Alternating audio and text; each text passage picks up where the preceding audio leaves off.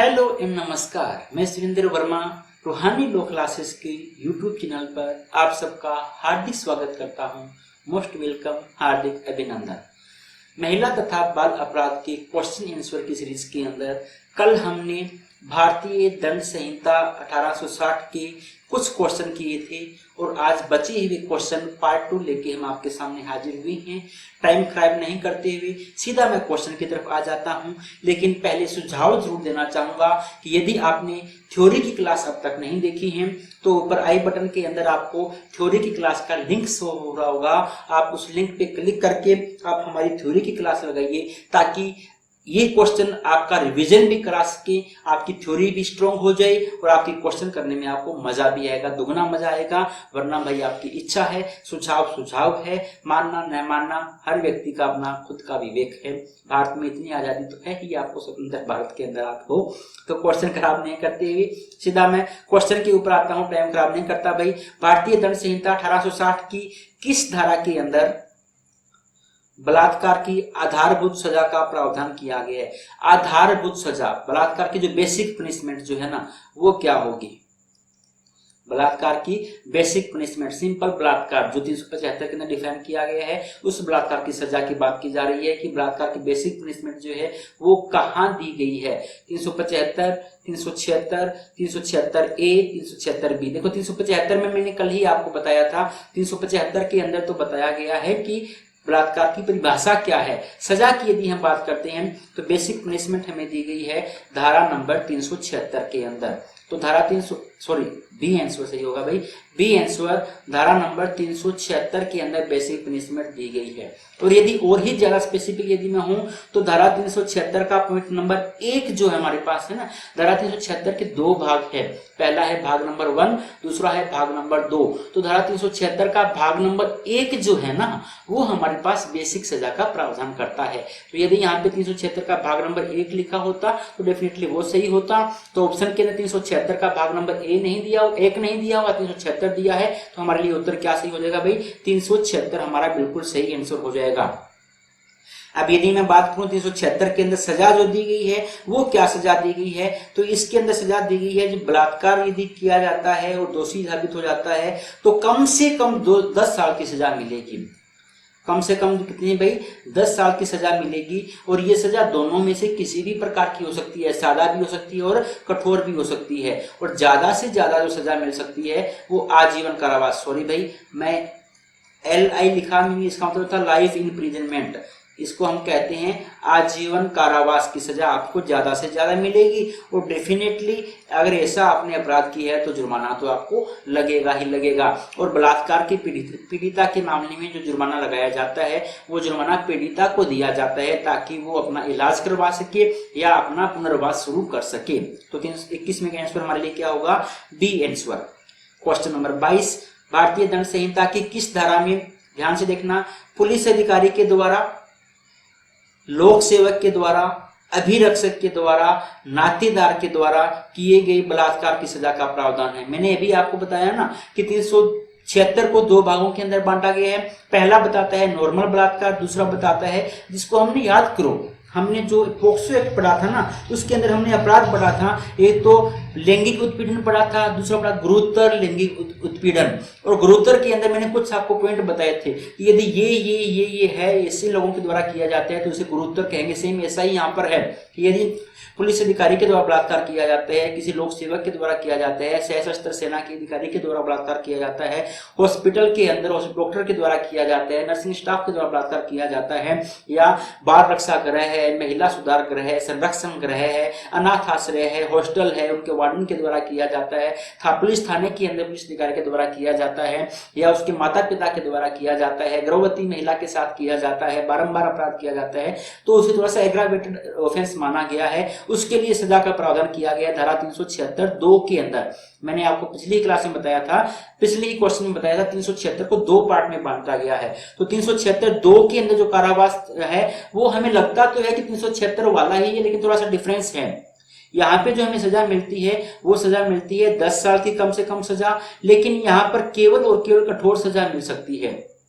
ज्यादा से ज्यादा सजा यहाँ पे भी क्या है भाई, आजीवन कारावास है, और प्लस यहाँ पे क्या मिल सकता है भाई, जुर्माना भी लगेगा। ध्यान से देखना, यदि आप कंपेरेटिव स्टडी करोगे तो आपको पता चलेगा डिफरेंस क्या है। यहाँ पर केवल और केवल कठोर कारावास मिल सकता है, यहाँ पर जो था 376(1) के अंदर दोनों तरह के कारावास मिल सकते थे, कठोर भी मिल सकता था और सादा भी मिल सकता था। नेक्स्ट क्वेश्चन, भारतीय दंड संहिता 1860 की तहत यदि किसी महिला के साथ बार बार बलात्कार किया जाता है, यदि बार बार बलात्कार किया जाता है ना एक ही महिला के साथ एक ही व्यक्ति के द्वारा, तो ये अपराध कौन सा हो भाई, 376 की पॉइंट नंबर 2 का अपराध हुआ। और 376 के पॉइंट नंबर 2 के अपराध में अभी हमने देखा है कितनी सजा है भाई, 10 साल तक का कठोर कारावास और आजीवन कारावास तथा जुर्माना। तो इसका आंसर हमारे पास क्या हो जाएगा भाई, बी आंसर हमारे लिए बिल्कुल सही होगा। तो इस तरह के क्वेश्चन भी आपसे पूछे जा सकते हैं कि क्वेश्चन में थ्योरी देके आपसे क्या पूछ ली जाए भाई, सजा पूछ ली जाए। तो बार बार यदि बलात्कार किया जाते हैं तो क्या माना जाएगा, 376(2) का अपराध होगा। और 376(2) का अपराध यदि है तो आपको 376(2) वाली ही सजा मिलेगी, 10 साल तक का कठोर कारावास आपको मिलेगा, तथा साथ ही साथ क्या मिल सकता है भाई, आजीवन कारावास आपको हो सकता है, और जुर्माना भी देना पड़ेगा।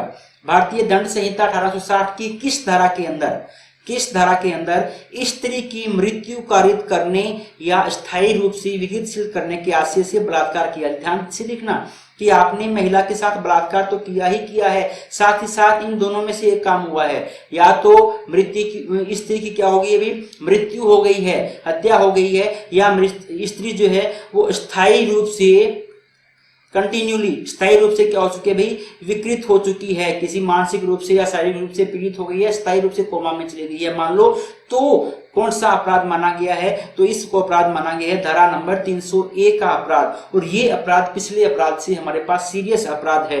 इस अपराध के अंदर यदि मैं सजा की बात करता हूं तो आपको कम से कम 20 साल की सजा मिलेगी। पहले वाले अपराध में कितनी सजा थी भाई, 10 साल तक की सजा थी, यहाँ पर कम से कम 20 साल की सजा मिलेगी। और सजा कौन सी मिलेगी भाई, कठोर कारावास मिलेगा। साथ ही साथ अधिकतम सजा के अंदर आपको आजीवन कारावास दिया जा सकता है। और जो मेन बात है वो ये है कि इसके अंदर मृत्यु दंड का प्रावधान भी है। बहुत बहुत इंपॉर्टेंट धारा है, ध्यान से देखना, मेरी बात को आप लिख के रख लेना कि वे अपराध जिनके अंदर मृत्यु दंड की सजा का प्रावधान किया गया है, कौन सा भाई, जिनके अंदर मृत्यु दंड की सजा का प्रावधान किया गया है, वे अपराध हमारे लिए बहुत बहुत बहुत ज्यादा इंपॉर्टेंट है। जितने बहुत आप लगा सकते हो उतने बहुत आप लगा सकते हो, उतना इंपॉर्टेंट है। और एक क्वेश्चन आपको देखने को मिलेगा ही मिलेगा, चाहे किसी भी पारी के अंदर एक क्वेश्चन आ जाए, मुझे लगता है 2-3 क्वेश्चन इन धाराओं से देखने को आपको मिलेंगे कि किस धारा में मृत्यु दंड है नहीं है। तो ये बहुत ही कम धाराएं हमारे पास ऐसी हैं पूरी आईपीसी के अंदर, शायद 7-8 धाराएं ऐसी होंगी जहां पर मृत्यु दंड की बात की गई है। तो हमें मृत्यु दंड वाली बात है ना, उनको तो खास करके याद रखने की यहाँ पे मृत्यु दंड दिया गया है। तो ये थी हमारे पास 376(a). अब हम चलते हैं अगली धारा की तरफ। भारतीय दंड संहिता 1860 की किस धारा में 12 वर्ष से कम उम्र की, ध्यान से देखना, 12 साल से कम उम्र की स्त्री के साथ बलात्कार किया जाता है तो उसके लिए सजा का प्रावधान है। कौन सी धारा है भाई, इसका सही उत्तर है हमारे पास 376(a)(b). 376(a)(b) क्या कहती है, 12 साल से कम उम्र की लड़की के साथ यदि बलात्कार किया जाता है तो 376(a)(b। और यहाँ पर भी सजा क्या मानेगी, ये भी कठोर सजा दी गई है, वही सजा जो पिछली धारा में हमने देखी, 20 साल तक की आपको सजा मिलेगी। और किस तरह की सजा मिलेगी भाई, कठोर कारावास तो है कम से कम, और ज्यादा से ज्यादा आपको या तो आजीवन कारावास मिलेगा या क्या मिलेगा भाई, मृत्यु दंड मिलेगा। फिर से मैं कहता हूं कि वे सभी धाराएं जिनके अंदर मृत्यु दंड का प्रावधान है वो हमारे लिए इंपॉर्टेंट है। 376(a) के अंदर भी मृत्यु दंड था और 376(a)(b) के अंदर भी मृत्यु दंड का प्रावधान किया गया है। अब चलते हैं हम आगे। भारतीय दंड संहिता 1860 की किस धारा में, ध्यान से देखना धारा पूछी गई है, किस धारा में पति द्वारा अपनी पत्नी के साथ पृथक्करण के दौरान उसकी सहमति से बनाए गए संबंध को दंडनीय अपराध माना गया है। पहली बात तो ये भाई, इसको अपराध माना गया है लेकिन ये बलात्कार की श्रेणी के अंदर नहीं आता। मैंने आपको कल ही बताया था कि पति के द्वारा अपनी पत्नी के साथ किया गया शारीरिक संबंध बलात्कार की श्रेणी के अंदर नहीं आता, लेकिन ये क्या है भाई, अपराध माना गया है कि यदि हमारे हिंदू जो मैरिज एक्ट है ना, उसकी एक धारा है जो कहती है कि यदि आप अलग होना चाहते हो तो अलग होने से पहले आपको डिग्री दी जाती है पृथककरण की। आप कुछ टाइम के लिए अलग अलग आप रहो, आप रह के देखो कि आप रह सकती हो या नहीं रह सकती है। कहीं आपके अंदर वापस ये भाव पैदा होगा कि नहीं यार हमें अलग नहीं रहना, हमें एक साथ ही रहना है, तो आपको तलाक नहीं दिया जाता, आपको वापस एक कर दिया जाता है। ये उसी टाइम पीरियड की बात कर रही है कि जब आपको कोर्ट ने कह दिया कि आप अलग अलग रहने लग जाओ, उस टाइम आपने पत्नी के साथ उसकी सहमति से किया हो या सहमति के बिना किया हो, आपने उसके साथ यदि शारीरिक संबंध बनाए हैं तो वो क्या है भाई, दंडनीय अपराध माने जाएंगे। और पूछा गया है कौन सी धारा के तहत माना जाएगा, तो इसका उत्तर हमारे पास बिल्कुल सही होगा 376B के तहत। कौन सी धारा है भाई, 376B धारा के तहत इसको क्या माना गया है, दंडनीय अपराध माना गया है। और मैंने आपको बताया कि इसको बलात्कार की श्रेणी के अंदर नहीं रखा गया है, इसलिए बलात्कार की बेसिक सजा से भी कम सजा आपको यहाँ पे देखने को मिलती है।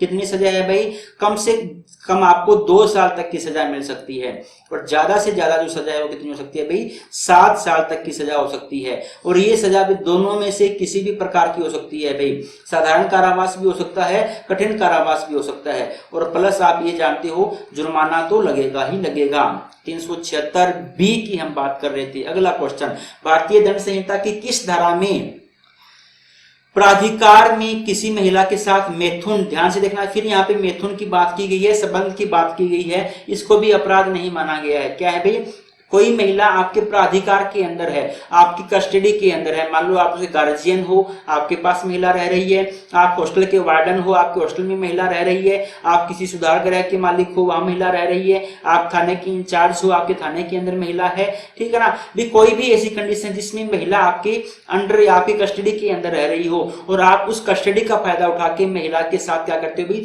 शारीरिक संबंध स्थापित करते हो, और ऐसा शारीरिक संबंध जो क्या है, बलात्कार की श्रेणी के अंदर नहीं आता। मतलब महिला ने सहमति दी हो फिर भी वो क्या है भाई, आपके लिए अपराध है, आप कस्टडी का फायदा उठा रहे हो। तो पूछा गया है कि कस्टडी का फायदा उठा के यदि मैथुन किया गया तो ये कौन सी धारा के तहत अपराध है, तो ये धारा 376C के तहत अपराध है। मैंने फिर कहा भाई ये बलात्कार की बात नहीं है। यदि प्राधिकार प्राप्त व्यक्ति के द्वारा बलात्कार किया जाता है, यदि प्राधिकार प्राप्त व्यक्ति क्या करता है भाई, बलात्कार करता है, तो ये हमारे पास 376 का पॉइंट नंबर 2 जो था ना, वो हमारे लिए सजा देगा। 376 का पॉइंट नंबर 2 यही कहता था कस्टडी वाला कोई व्यक्ति बलात्कार करता है, लेकिन यहाँ पे बात है बलात्कार की नहीं हो रही है, यहाँ पे बात है कि ऐसा शारीरिक संबंध आपने स्थापित किया है जो बलात्कार की श्रेणी के अंदर नहीं आता। मतलब महिला की इच्छा से किया है, महिला की सहमति से किया है, फिर भी वो क्या है भाई, दंडनीय अपराध है। और कौन सी धारा के तहत दंडनीय अपराध है, धारा 376C के तहत दंडनीय अपराध है। और धारा 376C के तहत यदि अपराध किया है तो सजा मिलेगी, कितनी सजा भाई, कम से कम 5 साल की सजा, कम से कम 5 साल की सजा, और ज्यादा से ज्यादा 10 साल की सजा। कम से कम 5 साल की सजा, ज्यादा से ज्यादा 10 साल की सजा। ये सजा का स्वरूप कैसा हो सकता है भाई, दोनों में से किसी भी प्रकार की हो सकती है, साधारण सजा भी हो सकती है और रिग्रेस इम्प्रिजनमेंट भी हो सकती है, प्लस आपको फाइन तो देना ही पड़ेगा। बलात्कार के मामले के अंदर कोई सा भी केस आपके पास है, उसमें फाइन तो आपके पास है ही है, कंपलसरी फाइन है। भारतीय दंड संहिता 1860 की किस धारा में सामूहिक बलात्कार, गैंगरेप, गैंगरेप क्या होता है भाई, सामूहिक बलात्कार क्या होता है, एक से ज्यादा लोगों के द्वारा बलात्कार, एक से ज्यादा लोगों के द्वारा ऑफेंस किया गया। कौन सा ऑफेंस, वो ऑफेंस किया गया जिसको धारा 375 में परिभाषित किया गया है। यदि एक से ज्यादा लोग, या इसी को कहते हैं 2 या 2 से ज्यादा लोग, ठीक है ना, एक से ज्यादा 2 ही हो गए, तो एक से ज्यादा लोग यदि ऑफेंस करते हैं तो उसे हम कहते हैं सामूहिक बलात्कार, गैंगरेप। और गैंगरेप को परिभाषित किया गया है धारा 376D के अंदर। 376D किसकी बात करती है भाई, सामूहिक बलात्कार की बात करती है। और सामूहिक बलात्कार यदि आप करते हो तो आपके लिए सजा जो है कठोर सजा है, 20 साल तक की सजा, कम से कम 20 साल की सजा।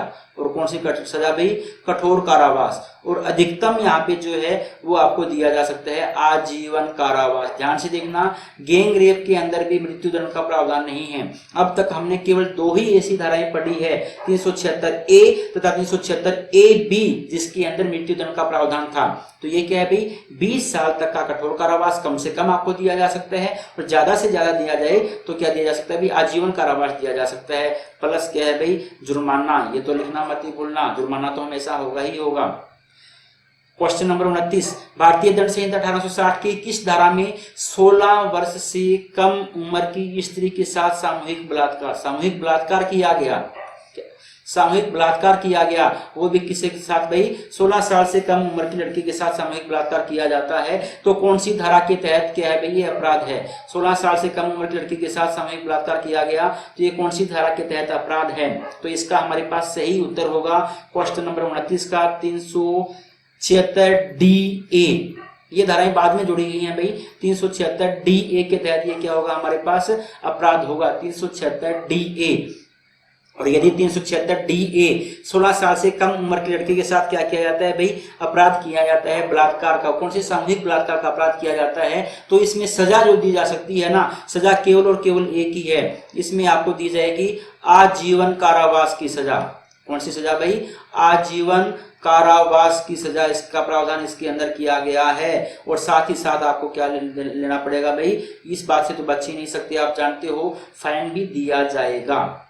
तो आजीवन कारावास की सजा प्लस फाइन, इसमें और कोई सजा नहीं है, कम से कम सजा नहीं है, ज्यादा से ज्यादा सजा नहीं है, सीधी क्या है भाई? आजीवन कारावास की सजा है 376 DA के तहत। और क्या लगेगा भाई? जुर्माना लगेगा। क्वेश्चन नंबर नेक्स्ट, भारतीय दंड संहिता की किस धारा में 12 साल से कम उम्र की स्त्री के साथ सामूहिक बलात्कार? देखो, पिछली धारा थी 16 साल से कम उम्र की लड़की, अब ये धारा क्या कहती है? 12 साल से कम उम्र की लड़की के साथ यदि सामूहिक बलात्कार किया जाता है तो उसके लिए दंड का प्रावधान कौन सी धारा में किया गया है? तो इसका सही उत्तर हमारे पास होगा 376 DB। वो हमारे पास क्या था? 376 DA। ये हमारे पास क्या है? 376 DB। तो इसका सही आंसर है 376 DB। और इसके अंदर जो सजा है वो पिछली वाली से ज्यादा होगी। 12 साल की बच्ची है तो पिछली वाली से ज्यादा होगी। या तो आपको मिलेगा क्या भाई? आजीवन कारावास, या आपको क्या मिलेगा? मृत्यु दंड। ध्यान से देखना, मृत्यु दंड की तीसरी धारा हम पढ़ रहे हैं, प्लस क्या मिलेगा? जुर्माना। तो अब तक हमने केवल 3 धाराएं पढ़ी है जिसके अंदर क्या दिया जा सकता है? मृत्यु दंड दिया जा सकता है, जिसमें एक धारा हमारे पास 376 DB है। एक थोड़ा सा मैं यहाँ पे अलग से एक्स्ट्रा जानकारी आपको यहीं पे दे दूं कि जो 3 धाराएं हमने पढ़ी है, एक तो हमने पढ़ी है 376 AB धारा, एक हमने पढ़ी है 376 DA नाम की धारा, और एक हमने पढ़ी है 376 DB नाम की धारा। ये तीनों ही, ये तो बात करती है किसकी? बलात्कार की बात करती है। ये बात करती है बलात्कार की, किससे? 12 साल से छोटी उम्र की लड़की के साथ। और ये बात करती है दोनों ही किसके साथ भाई? सामूहिक बलात्कार की। एक बात करती है 16 साल से छोटी लड़की और दूसरी बात करती है 12 साल से छोटी लड़की। ये जो तीनों ही धाराएं हैं ना, ये तीनों ही धाराएं हमारे पास पहले नहीं थी। ये कब जोड़ी गई भाई? 2018 के अंदर। तो आपके सिलेबस में स्पेशल लिखा गया है कि IPC का, भारतीय दंड संहिता का जो 2018 का संशोधन है उसमें कौन कौन सी धाराएं जोड़ी गई। तो आपसे क्वेश्चन आ सकता है निम्न में से कौन सी धारा को IPC के 2018 के संशोधन में जोड़ा गया? तो ये 3 धाराएं भाई, 376 AB, 376 DA और 376 DB। साथ ही साथ 376 2 जो हमारे पास है ना, 376 2 जो हमारे पास है, या 375 जो है, उसके अंदर भी कुछ परिवर्तन किया गया था, लेकिन ये तो पूर्ण रूप से हमारे पास नई धाराएं जोड़ी गई थी। यदि डिटेल के अंदर आप इस संशोधन को पढ़ना चाहते हो तो आप हमारी थ्योरी की क्लास लगाइए, मैंने डिटेल के अंदर बताया है कि क्या क्या किया गया था। क्वेश्चन नंबर 31, भारतीय दंड संहिता 1860 की किस धारा के अंतर्गत बलात्कार की श्रेणी के अपराध में बार बार दोषी पाए जाने पर सजा का प्रावधान है? देखो भाई, एक हमने धारा की थी जिसमें मैंने कहा था कि यदि एक ही महिला के साथ बार बार बलात्कार किया जाता है तो कौन सी धारा के तहत सजा होगा? यदि एक ही व्यक्ति एक ही महिला के साथ बार बार अपराध करता है तो वो था हमारे पास 376 2 का अपराध। लेकिन अब जो बात की जा रही है वो है कि बार बार दोषी पाए गए, मतलब आप पहली बार आपने बलात्कार किया, आप दोषी पाए गए और आपको सजा मिल गई और आप सजा काट के वापिस आ गए। आप दोबारा क्या करते हो? बलात्कार करते हो और आपको दोबारा सजा, दोषी पाया जाता है और आपको दोबारा सजा मिलेगी। तो ये वो बात है, ये बात थी कि पहली बार ही आपको सजा मिली, आपको उससे पहले सजा में नहीं मिली थी। आपने बार बार बलात्कार जरूर किया है महिला के साथ, लेकिन सजा आपको पहली बार मिल रही है। यहाँ पर है कि पहले आप सजा पा चुके हो, दूसरी बार फिर आप यदि ऑफेंस करते हो, बार बार दोषी पाए जाने की बात है। पहले भी आप दोषी पाए गए हो, दूसरी बार आप फिर यदि दोषी पाए जाते हो तो कितनी सजा का प्रावधान है? दिए जाने पर सजा कहां मिलेगी? तो यदि बार बार यदि एक ही ऑफेंस किया जाता है, बलात्कार का ऑफेंस किया जाता है, तो इसकी सजा मिलती है 376 ई के अंदर। कहां पर भाई? 376 ई के अंदर। और यहां पे जो सजा का प्रावधान है वो हमारे पास है, या तो दिया जाएगा आजीवन कारावास, या क्या दिया जाएगा भाई? आजीवन कारावास, या आपको दिया जा सकता है मृत्युदंड। देखो चौथी सजा हमारे पास आ गई है, चौथी धारा आ गई जहां पर मृत्युदंड। केवल 4 ही धाराएं पूरी हमारे पास आई हैं। हमारे जो हम ऑफेंस करने वाले हैं ना, इन सभी ऑफेंस के अंदर केवल 4 ही धाराएं ऐसी है जहां पे मृत्युदंड दिया जाएगा। उसके अलावा जो दो चार धाराएं हैं वो हमारे सिलेबस के अंदर नहीं है। प्लस क्या होगा भाई? जुर्माना। तो 376 ई के अंदर भी मृत्युदंड या आजीवन कारावास प्लस जुर्माने का प्रावधान है। क्वेश्चन नंबर 32, भारतीय दंड संहिता की निम्नलिखित में से किस धारा में मृत्युदंड का प्रावधान भी किया गया? क्वेश्चन भी मैंने दे दिया कि वो कौन सी धारा है जहां पे मृत्युदंड दिया जा सकता है। 376 ए, बी, सी, डी। याद करो 376 ए जो कहता था कि महिला के साथ बलात्कार भी किया, उसको मार भी दिया या उसको स्थायी रूप से विकृतशील कर दिया, तो वहां पे क्या था? मृत्युदंड का प्रावधान था। तो हमारे पास 376 ए इसका सही आंसर है। वरना मैं लिख देता हूं कि हमारे पास अब तक जो हमने पढ़ा है 4 धाराएं हैं। पहली 376 ए के अंदर मृत्युदंड का प्रावधान है। दूसरी धारा हमारे पास है 376 ए बी, 12 साल से कम की बच्ची।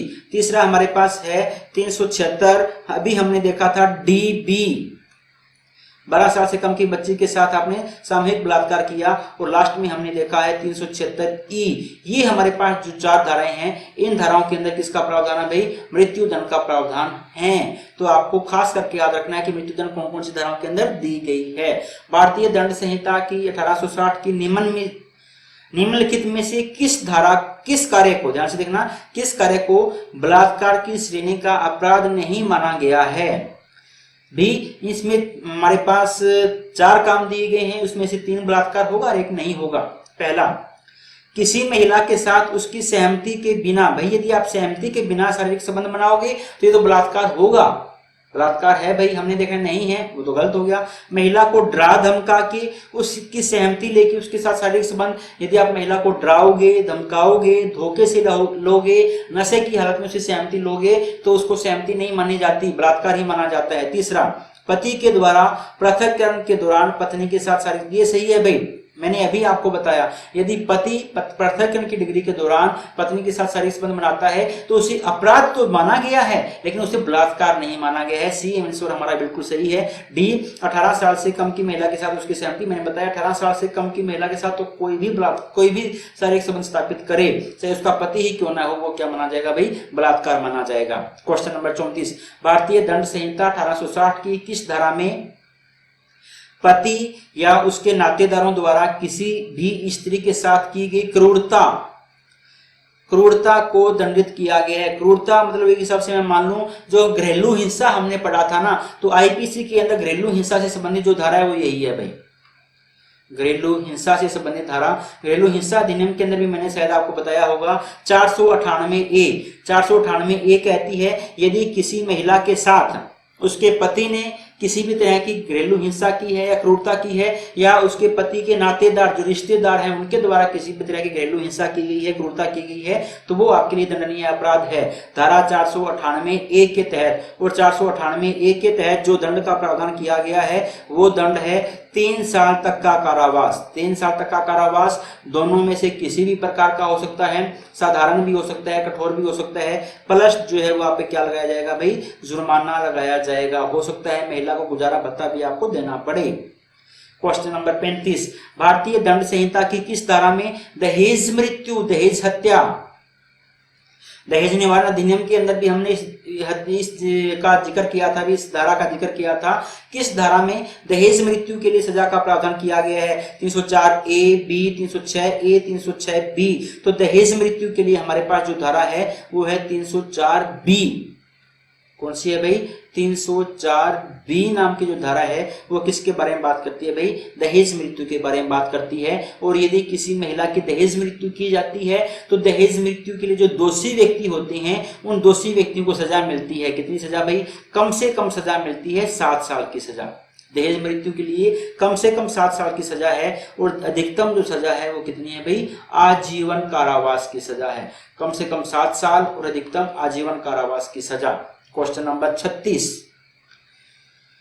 भारतीय दंड संहिता 1860 की धारा 304B के अनुसार दहेज हत्या किसे माना जा सकता है? ये कहते हैं कि दहेज हत्या हम किसे मानेंगे? तो 304B में दहेज हत्या को परिभाषित किया गया है, सजा की बात भी की गई है, परिभाषा की बात भी की गई है। दहेज हत्या किसे मानेंगे? पहला ए, विवाहिता स्त्री की दाह की वजह से मृत्यु। यदि जो कोई भी विवाहिता स्त्री है, यदि उसकी आग लगने की वजह से क्या हो जाती है, मृत्यु हो जाती है, तो उसे दहेज हत्या माना जा सकता है। देखो, ये दहेज हत्या होगी जरूरी नहीं है, लेकिन इसको माना जा सकता है दहेज हत्या की, भाई दहेज हत्या हुई होगी। दूसरा, विवाहिता स्त्री की असामान्य परिस्थितियों में यदि मृत्यु हो जाती है, ऐसी भाई बिल्कुल हड्डी कट्टी थी, कल तक बिल्कुल हड्डी कट्टी थी, आज उसकी क्या होगी, डेथ हो गई है, लेकिन डेथ में पोस्टमार्टम में कुछ ऐसा है कि उसने मान लो जहर लिया हो, मान लो, तो असामान्य परिस्थिति होगी ना, जहर कैसे लिया होगा भाई, या उसकी बॉडी के ऊपर चोट के निशान हैं, तो ये असामान्य परिस्थितियां हैं। तो यदि विवाहिता की असामान्य परिस्थितियों में हत्या होती है तो भी इसे दहेज हत्या माना जा सकता है। तीसरा, ये भी सही है, ये भी सही है। तीसरा, विवाह के 7 साल के भीतर मृत्यु। यदि विवाह के 7 साल के अंदर महिला की मृत्यु हो गई हो, किसी भी रीजन से मृत्यु हो गई हो, लेकिन उस मृत्यु से पहले यदि उसे दहेज के लिए तंग किया गया था, तो इसे भी दहेज हत्या माना जा सकता है। तो इसका उत्तर हमारे लिए क्या होगा भाई? डी उत्तर होगा। उपरोक्त सभी को हम क्या मानेंगे? दहेज हत्या माना जा सकता है। तो अगले क्वेश्चन की तरफ हम चलते हैं। भारतीय दंड संहिता 1860 की धारा 375 के अनुसार, 375 भाई बलात्कार की परिभाषा याद करो। 375 के अनुसार बलात्संग का अपराध किसके खिलाफ हो सकता है? ये कहते हैं बलात्कार किसका किया जा सकता है?